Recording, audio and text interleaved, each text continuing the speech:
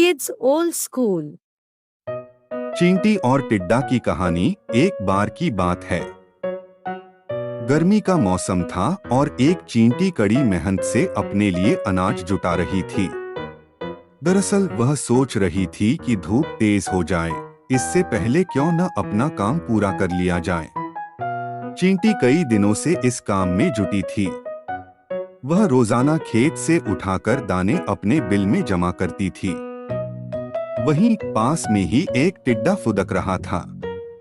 मस्ती में वह नाच रहा था, गाने गाकर जिंदगी के मजे ले रहा था। पसीने से तरबतर चींटी अनाज ढोते ढोते थक चुकी थी। पीठ पर अनाज लेकर बिल की तरफ जा रही थी, तभी टिड्डा फुदककर उसके सामने आ गया।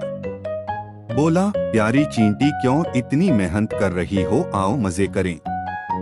चींटी ने टिड्डे को नजरअंदाज किया और खेत से उठाकर एक एक दाना अपने बिल में जमा करती रही। मस्ती में डूबा टिड्डा चींटी को देखकर हंसता और मजाक उड़ाता। उछलकर उसके रास्ते में आकर कहता, प्यारी चींटी, आओ मेरा गाना सुनो। कितना बढ़िया मौसम है, ठंडी हवा चल रही, सुनहरी धूप है, क्यों मेहनत करके इस खूबसूरत दिन को बर्बाद कर रही हो। टिड्डा की हरकतों से चींटी परेशान हो गई। उसने समझाते हुए कहा, सुनो टिड्डा, ठंड का मौसम कुछ दिन बाद ही आने वाला है। तब खूब बर्फ गिरेगी, कहीं भी अनाज नहीं मिलेगा। मेरी सलाह है, अपने खाने का इंतजाम कर लो। धीरे धीरे गर्मी का मौसम खत्म हो गया। मस्ती में डूबे टिड्डे को पता ही नहीं चला कि गर्मी कब खत्म हो गई। बारिश के बाद ठंड आ गई। कोहरे और बर्फबारी की वजह से बमुश्किल सूरज के दर्शन हो रहे थे।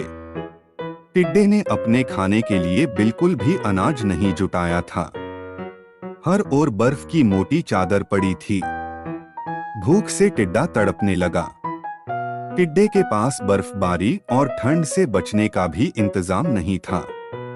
तभी उसकी नजर चींटी पर पड़ी।